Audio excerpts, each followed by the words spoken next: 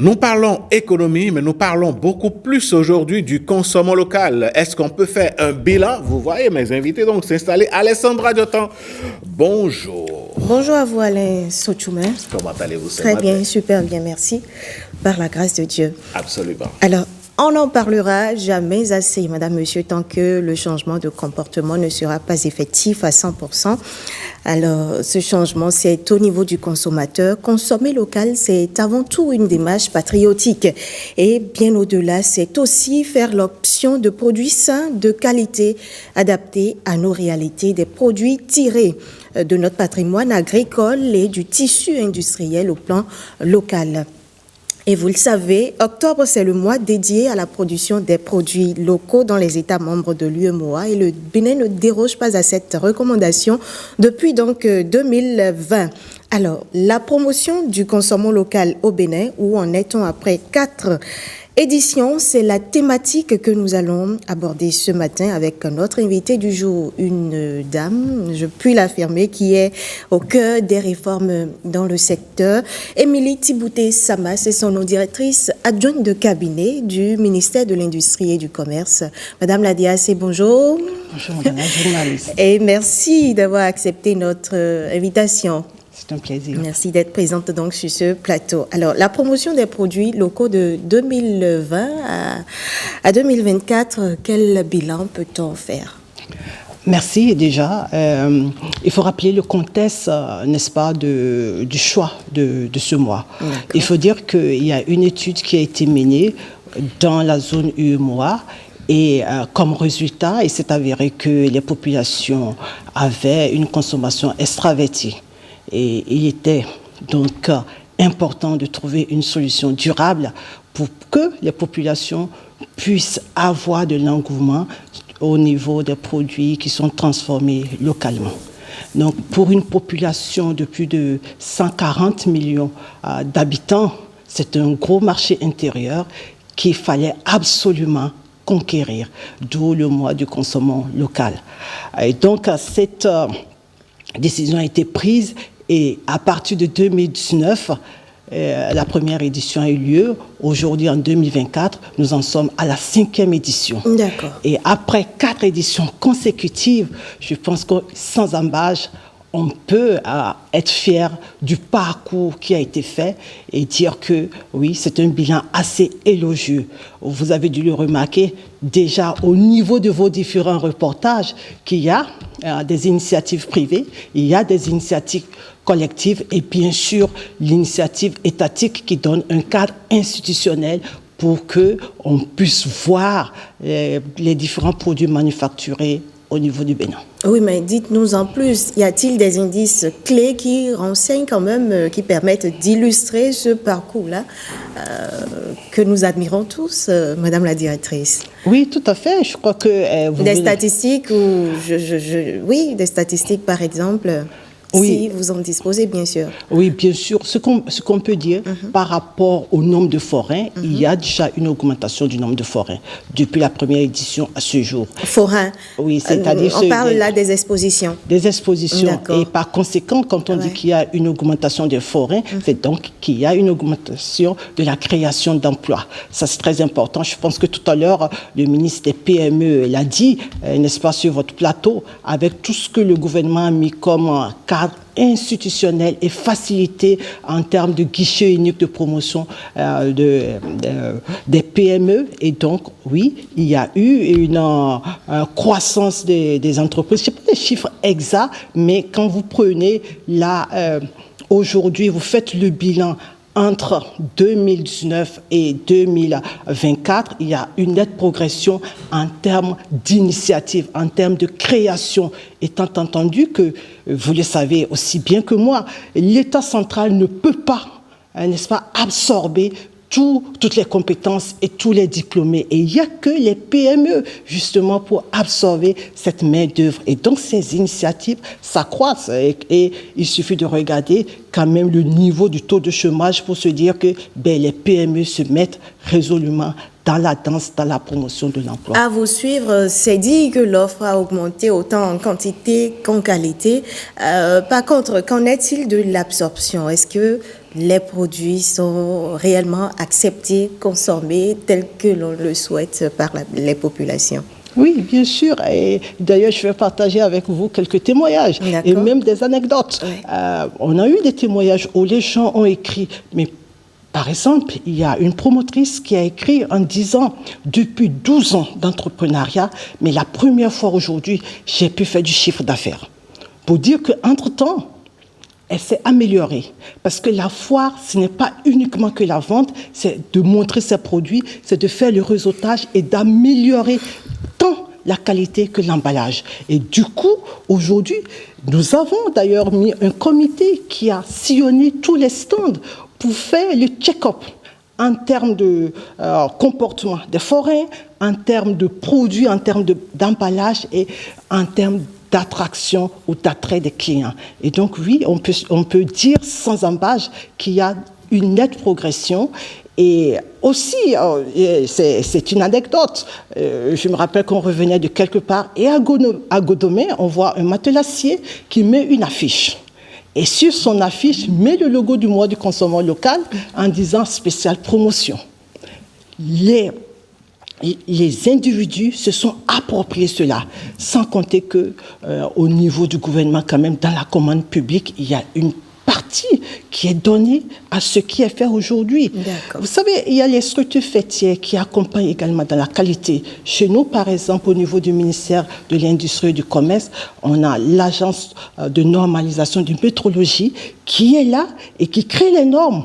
Il y a nos fêtiers comme la Chambre de commerce et d'industrie du Bénin qui accompagnent dans l'autorisation de mise à marché. Ça veut dire que le processus de qualité depuis la production jusqu'au produit fini, voire au consommateur, est suivi. Et c'est pour ça que c'est intéressant de dire que nos produits sont des produits de qualité, sont aussi des produits compétitifs. Parce qu'on a l'impression que les prix sont prohibitifs, mais non. Madame Émilie Thibouté, moi j'ai bien envie de vous poser une question. On va revenir sur les prix. On a d'ailleurs posé la question aux téléspectateurs de savoir comment est-ce qu'eux, ils pensent qu'on pourrait amener ces prix-là dans une certaine réduction pour que le Béninois puisse consommer davantage. Mais ma question, Madame Thibouté Samar, c'est de savoir s'il y a eu autant d'adhésion, comme vous le dites, pourquoi est-ce que le Bénin, par exemple, c'est vrai que nous sommes dans le concert des nations, pourquoi se limiter au seul mois d'octobre? Pourquoi ne pas pérenniser ou bien étendre l'initiative sur les 3 derniers mois de l'année, par exemple? Mais la question est tellement bienvenue qu'on ne va pas s'étendre seulement sur 3 mois, mais sur 12 mois. Parce que nous avons 12 départements. Et l'ambition, c'est qu'on ait la promotion du consommé local par département. Et que le mois d'octobre, qui est un mois choisi ensemble par les pays de l'UEMOA, soit ce mois qui consacre toute l'énergie en ce qui concerne la promotion du consommé local.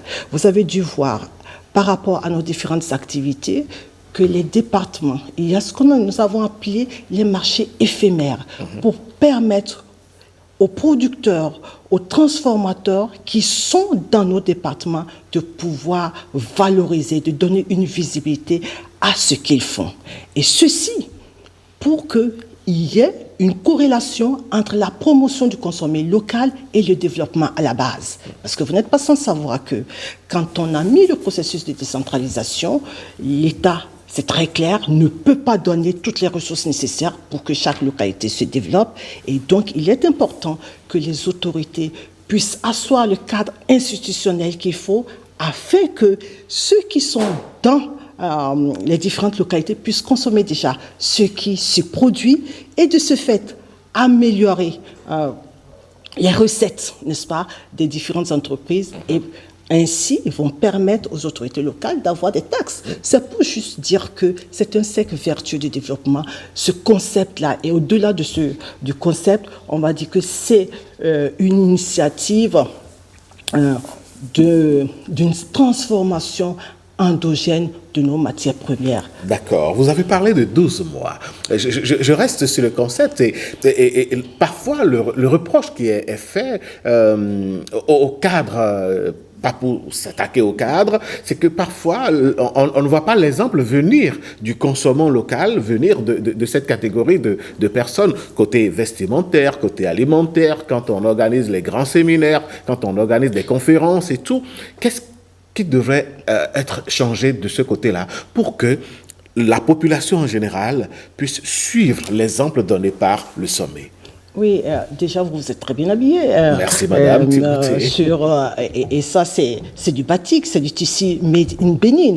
Et donc, ça commence déjà comme ça. Vous savez, les habitudes sont difficiles à changer. On parle d'une révolution douce de mentalité, d'un patriotisme économique, et ce qui suppose qu'on ait des arguments qu'il faut pour amener les gens progressivement à s'approprier leur identité. Et je dois dire que aujourd'hui, quand vous faites un peu quand même des sondages dans nos différentes administrations, dans nos différentes sociétés, il y a des jours qui sont dédiés au vestimentaire. Vous prenez...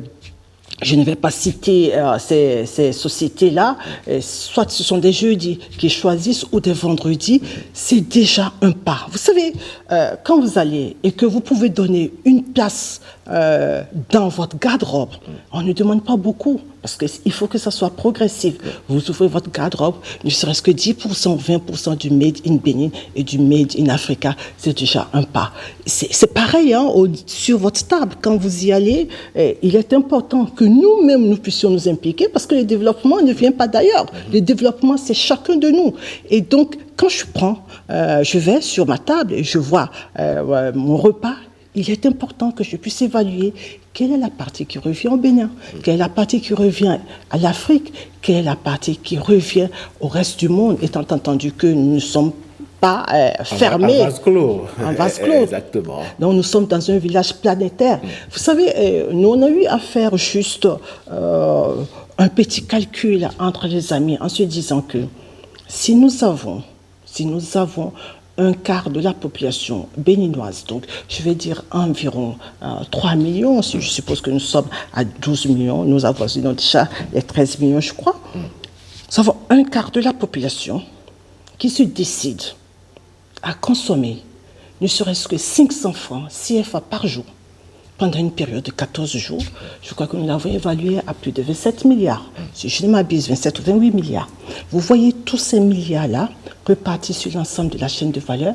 On sort les gens de la précarité, on crée de la richesse, on crée de l'emploi et in fine, on participe au développement holistique de notre pays. Justement, donc, ce défi-là, vous l'avez lancé, je me souviens, le 2 octobre dernier, lors du lancement officiel de l'édition 2024 du mois du consommant local. Aujourd'hui, nous sommes le 22 ? Non, le 23. Alors, est-ce que vous avez l'impression que cet appel a été suivi? Je dirais plus, on n'a pas fini. On n'a pas fini, oui. Pas fini. Certes, mais 15 jours, c'est déjà 15 ou 14 jours, c'est déjà passé. Oui, ce qu'on a comme feedback là, au niveau de nos forains, c'est qu'ils sont très contents. Parce que non seulement nos forains se sont impliqués dans la communication, se sont appropriés le concept en se disant que nous n'allons pas attendre que le ministère seulement fasse de la communication pour nous. Parce que la communication fait partie intégrante normalement du business plan de l'entreprise et de sa promotion. Et donc par rapport à ça, vous avez vu les podcasts qui ont été faits, les affiches, etc.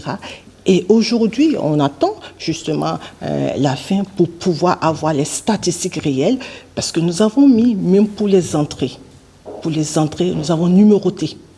D'accord. Et donc, vous savez que si ceux qui veulent bien nous diront le chiffre d'affaires, mais ça serait exact un peu encore que dans notre contexte sociologique, beaucoup n'aiment pas trop dévoiler ce qu'ils ont, parlant de recettes, de vente et tout ça. Oui, voilà.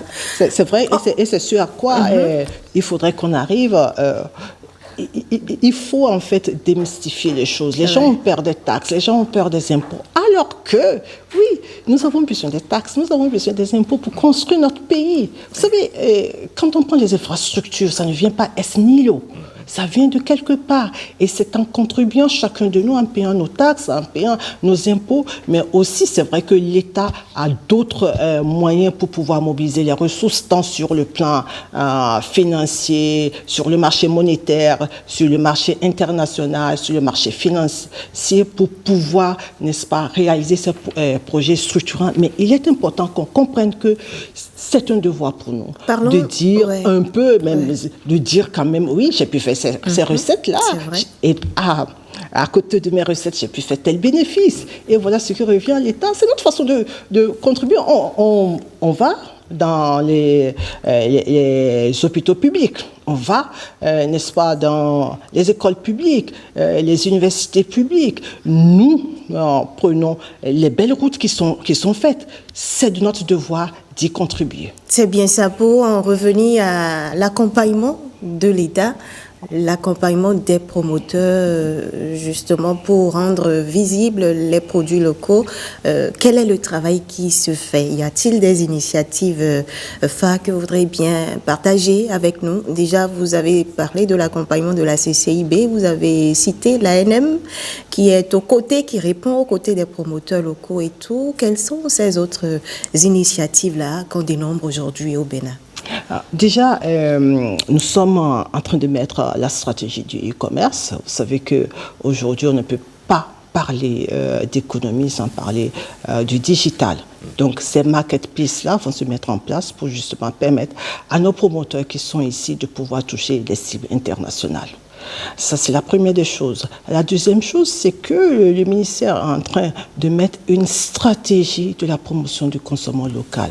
Donc ça se fait par une de nos directions techniques, notamment la direction du commerce intérieur, pour vous dire à quel point la promotion de la consommation des produits locaux tient vraiment à cœur le ministère de l'Industrie et du Commerce et par ricochet l'ensemble du gouvernement. Pour les accompagner également, il y a des formations. Vous savez, l'un des défis, en réalité, c'est pas que le financement, mais c'est la formation et la mise en groupe, la mise en cluster.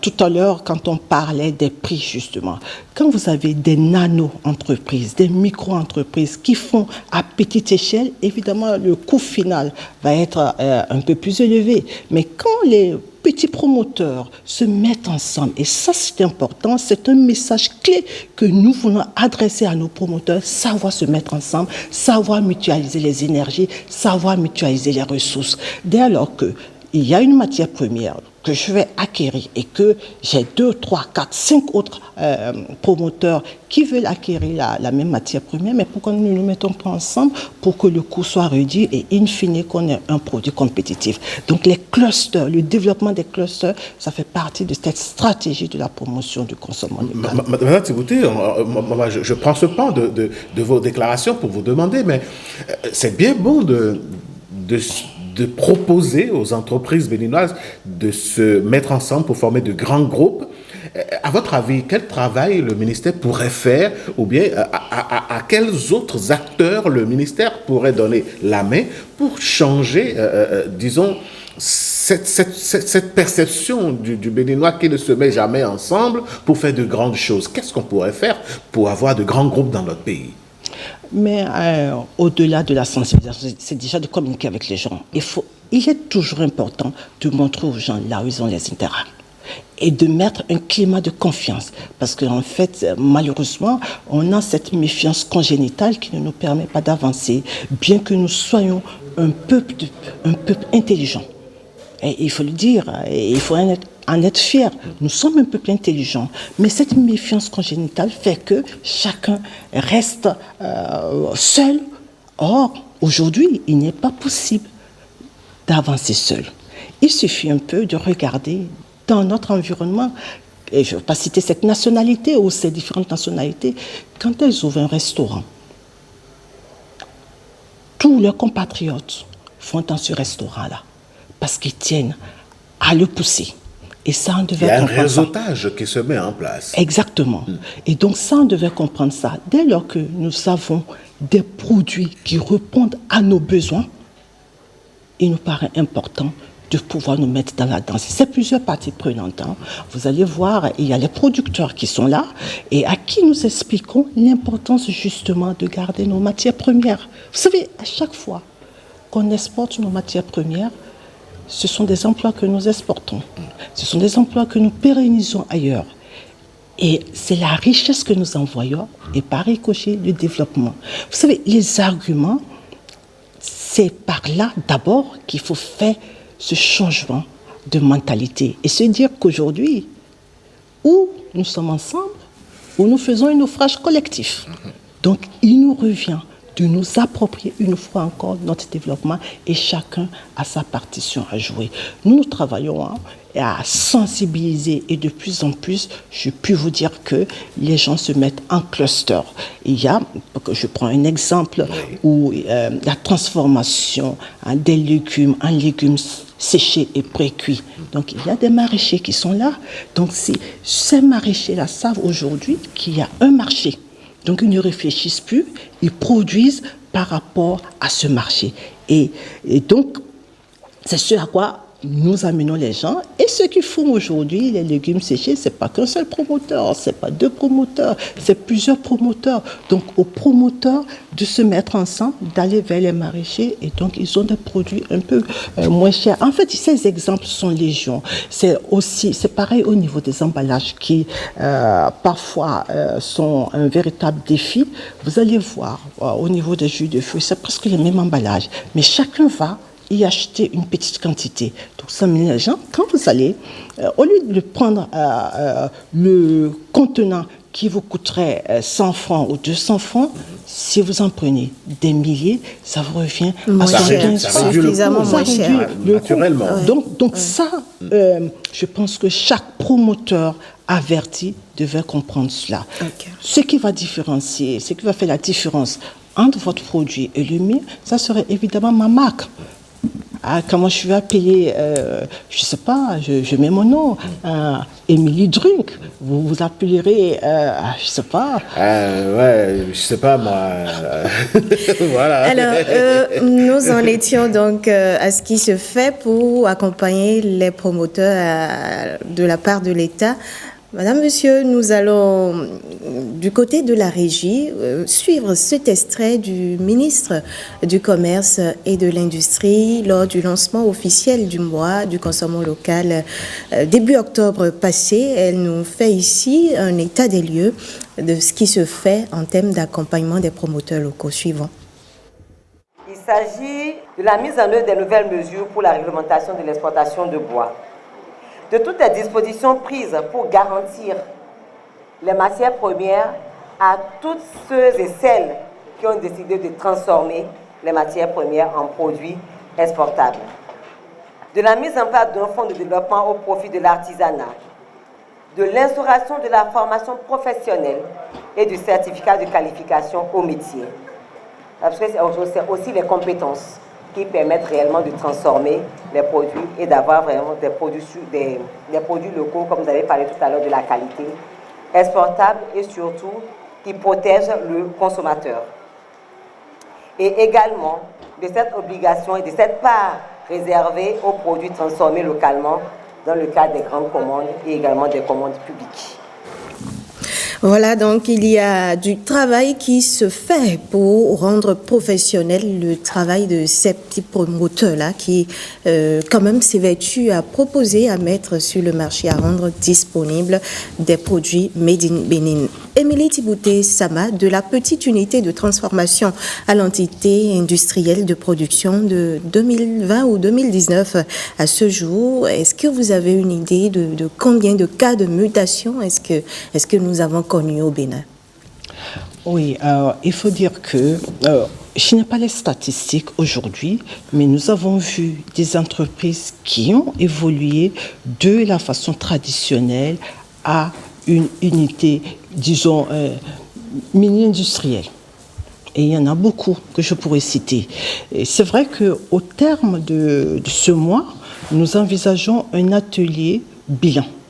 Parce qu'après 5 ans, il nous est pas apparu important de pouvoir faire un arrêt avec toutes les parties prenantes, c'est-à-dire ceux qui nous accompagnent, les PTF quand même, qui font un grand travail dans nos localités les plus reculées, les promoteurs, et puis, bien sûr, tout ce qui est mis en place par le gouvernement. Donc, toutes les parties prenantes vont se réunir, y compris les consommateurs, donc, pour requérir comment chacun voit cette progression ou les perspectives. Parce que nous avons la GDIZ à côté, et ce serait, je ne sais pas, je ne sais quelle expression employer, mais ne pas en profiter, ne pas en tirer profit, c'est quand même pas bien.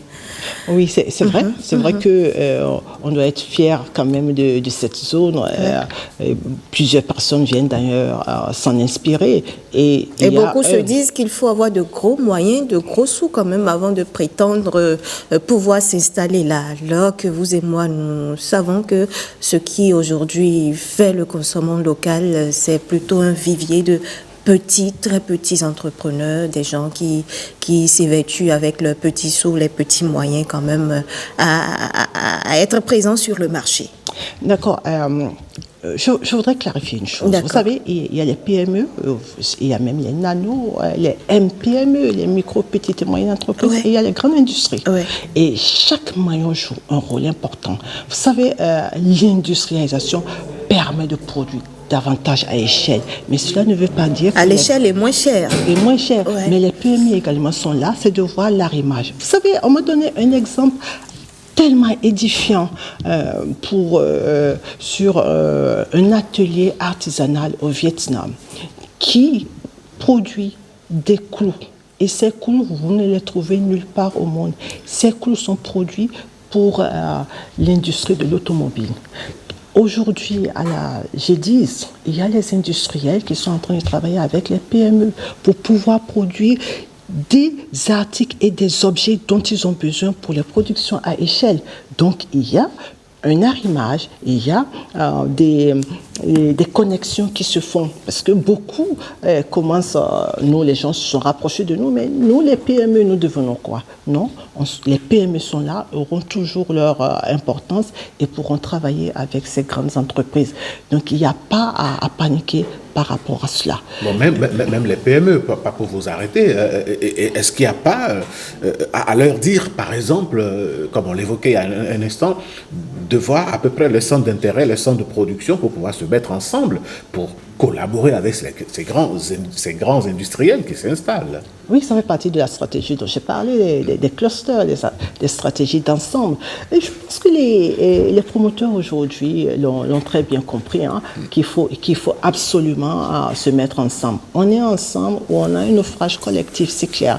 Et comme le disait quelqu'un, je préfère encore être dans une entreprise en tant qu'actionnaire minoritaire, mais une entreprise qui génère des milliards, que d'être propriétaire d'une entreprise qui ne gère que des milliers de francs. Donc le choix est très vite fait. Et ça, nous tenons ce langage-là de mindset. Parce que c'est ça le problème en fait, c'est le changement de paradigme. Sorti de tout ce dont on est habitué, mais je suis propriétaire, je suis PDG, je suis CEO. Les non gonflants, les non ronflants ne font pas le compte bancaire. Et donc, il vaut mieux avoir un compte bancaire assez fourni et être soit un directeur technique. Et parfois même, vous pouvez avoir votre idée, vous pouvez même avoir même votre entreprise et que quelqu'un vienne prendre une grande part parce que votre entreprise, à un moment donné, a besoin de croissance, a besoin d'aller conquérir de grands marchés. Vous n'avez pas les moyens, celui qui a les moyens vient, mais évidemment, il y a un cadre qui est un cadre légal qui est bien ficelé et puis chacun de vous y tire sa part. Nous sommes toujours en octobre, le mois du consommation local se poursuit donc. Des programmes pour les prochains jours, Émilie Thibouté-Samba? Oui, bien sûr. Déjà tout à l'heure, il y aura des panels. Des panels à la CCI Bénin et vous y êtes invités. Merci. Et il y aura également des masterclass que nous avons prévus parce que c'est aussi ça l'innovation. Et les masterclass au niveau de l'étiquetage, au niveau du packaging. Vous savez, vous avez beau être belle si vous n'arrivez pas, si vous ne mettez pas tout ce qu'il faut vous attirer. Écoutez, vous passerez inaperçu. Vous passerez inaperçu. J'ai un ami qui dit que la plus belle femme au monde, si elle est cachée, eh bien, on ne la verra pas. Donc, le packaging est très important. Donc, il y a cette masterclass qui va se faire là au niveau de l'étiquetage et du packaging, et ça serait très pratique. C'est-à-dire que nous allons prendre un certain nombre d'entrepreneurs, diagnostiquer leur emballage et leur dire comment désormais ça devrait se présenter. Il y a une autre masterclass. Déjà, avant que vous ne poursuivez, le public est-il invité à cette activité? Si oui, voudrait bien donner l'adresse, parce qu'il y en a qui sont scotchés et qui nous suivent depuis la maison. Ou bien le public n'est pas invité? Non, il faut dire que les entrepreneurs ont été déjà choisis. Donc, c'est une masterclass qui est ouverte à spécifique à des entreprises données. Et pour les prochaines fois, si je suis promoteur et que j'espère faire partie de la liste restreinte sélectionnée, je fais comment? On fait la demande. Nous avons notre site qui est là. De toute façon, on verra. C'est sûr qu'on verra un certain engouement et puis on avisera en termes de réponse efficace aux différents domaines, aux différentes demandes. Parce que quoi qu'il en soit, le ministère est là pour mettre le cadre institutionnel. Nous avons des partenaires qui vont nous accompagner dès lors que nous allons exprimer les besoins réels des promoteurs. Et donc, il n'y a pas à s'en faire. Il faudrait se rapprocher de nous. La CCI Bénin fait un gros travail. Il faudrait également se rapprocher de la CCI Bénin qui lance ses formations également en packaging. Donc, comme le dit une de vos collègues qui a l'information à le pouvoir. Donc, aller à la recherche de l'information. Ça, c'est important d'aller vraiment à la recherche de l'information. Et donc, l'autre masterclass prévue, vous étiez en train d'en parler. Oui, c'est sur le soja et le riz. Vous savez, nous sommes une population qui consomme énormément de riz.